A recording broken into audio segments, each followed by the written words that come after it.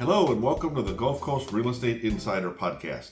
Today we want to talk about a number of issues that might affect you no matter where you are, especially if you're in Florida though. So Chairman Powell came out and the Fed met and they decided to cut interest rates a quarter point. Now if you've been listening to us or reading our newspaper article at blog.topagent.com, you'll know that we've been talking about we may get one or two Fed interest rate cuts this year, and then that might be it. There might not be much interest rate decline in all of 26. So what happened? They cut interest rates 25 basis points, and he signaled that there may not cut again in December. What I'm hearing is, and what the market is kind of saying is that might be it. We may not get any more rate cuts in 25. Probably we'll get some in 26, but who knows? But don't go by that, because the markets have already factored in this 0.25% discount. They were looking ahead to the next one, and they were also looking at inflation numbers. And what's happened is the market's backed up. So we were at like 398, 399 on the 10-year Treasury to right around 4, and now it's up 4.0, 4.1, or 4.0, getting close to 4.1. So the market's actually gone up since the announcement. And it's because inflation isn't entirely under control, and the Fed may not be cutting rates for the next one or even in the next year. So we've got to get this stubborn inflation over. Now, last night, Trump did a deal with China. So we're not going to have the precious metals or the rare earth discrepancy, hopefully going forward. The tariffs will abate and to whatever they're going to be. So that might have some downward pressure on inflation. Might help out some things as well. So if we get this world and economy settled down a little bit, which it looks like we are, then I think, going forward, we may get some better data. Now, that's the other thing. The government's shut down right now, so we're not getting data from the Bureau of Labor Statistics and whatnot. So maybe by December we'll get some better data. I think the labor market is weak. The Fed says you can't tell it. But I'm hearing about all these major layoffs from Amazon, from United Parcel Service, and a bunch of others. So I think the labor market is weak. I think AI is taking some jobs, and I think companies are just slowing down. People have kind of run out of all that money they had. So I think that there's a chance we'll get some more interest rate reduction, but there's no way to prove that. There's no way to know. And I would say it's status quo from right here. Don't plan on rates going down. If they do, don't plan on going down much at all. Now, there is one other scenario out there that once, gold could go up, a lot of things could go up as we devalue the currency. But one other scenario is once we get this all under control, when rates do go down, they could go down in a hurry. When that is, nobody knows. So I wouldn't count on 26, but you never know. Could happen. What else can we talk about? I wanted to talk about insurance. Insurance rates, there's some good news there. Insurance is going down. So that's a relief to those of us in Florida, and we haven't got hit by any hurricanes this year. I know Jamaica just got walloped, and I feel bad for them because, we know what that's like. So that's never good. I'm just thankful that nothing has come here this year because we've had our fair share. I mean, not that there is such a thing as a fair share, but we've certainly had more than we want. So that's good. The other thing is AI. Let's talk about AI.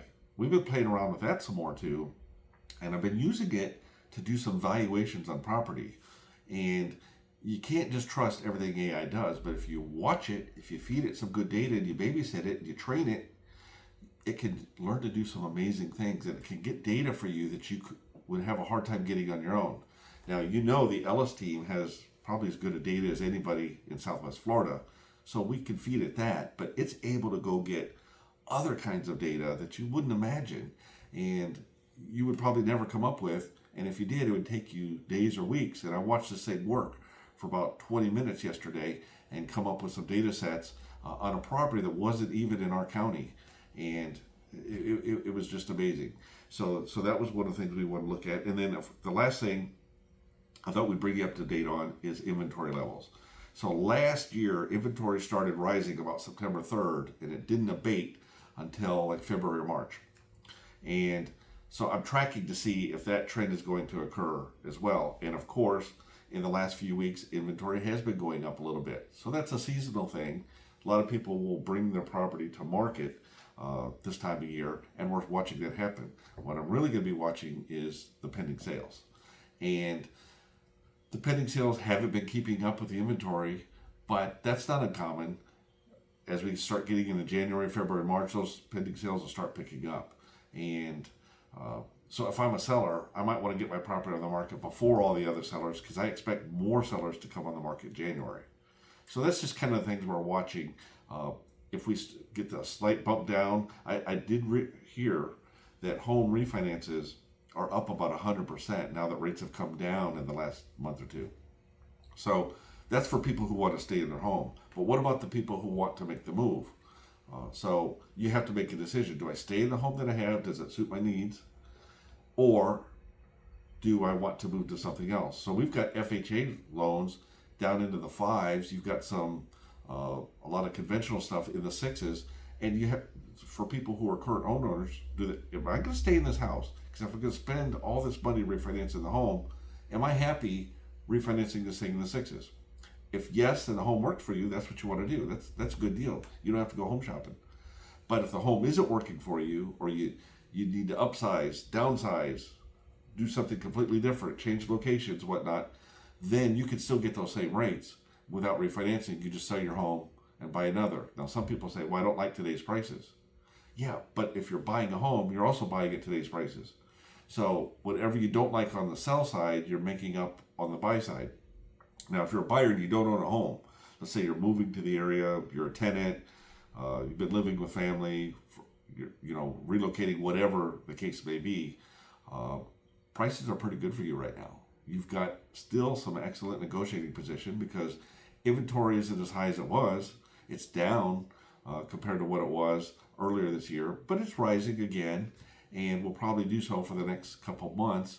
And then all the other buyers come in, maybe rates come down just a little bit, and now you're in competition with a lot of other buyers. So if I'm a buyer, I'm probably looking, I'd like to get in on something before the end of the year. But, if that's not important to you, let's say you have a lease, March, April, May, there's not a huge rush. I mean, like I said, I don't see rates plummeting. So I don't see buyers coming in because of interest rates. I could see buyers coming in for other reasons. And we look at total cost of home ownership.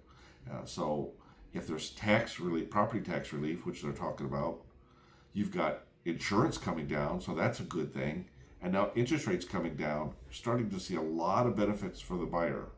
So it might be time to lock in that home price so that when the buying frenzy ever does come back, you've locked in that home price, and then you can take advantage of lower insurance and lower interest rates via refinance. But when the market really heats up, you can't lock in that price anymore because that's subject to move. Yes, it could go down some more, but it could also really start going up because we've come down quite a bit since about 4 years ago. So I think that's all the topics I wanted to cover today. Sandy, my mother, was supposed to join me, but she got called out on a quick listing appointment. And that sometimes happens to us. Sometimes sellers are only in town for a certain amount of time, or they've got something going on in their life, and same thing with buyers. So realtors sometimes have to jump. If nothing else, sometimes I like to just meet the people and see the house, and we'll work the numbers later. But we've built that relationship, and I got to see the home. They've got to take me through it, and that sort of thing. So I don't know what her situation is, but I always like to meet people and go see the home as quick as I can, and then we can follow it up with market valuations and that sort of thing. That is your Gulf Coast Real Estate Insider podcast for this week. Thanks for tuning in. The Ellis Team at Keller Williams is a family affair. Always call the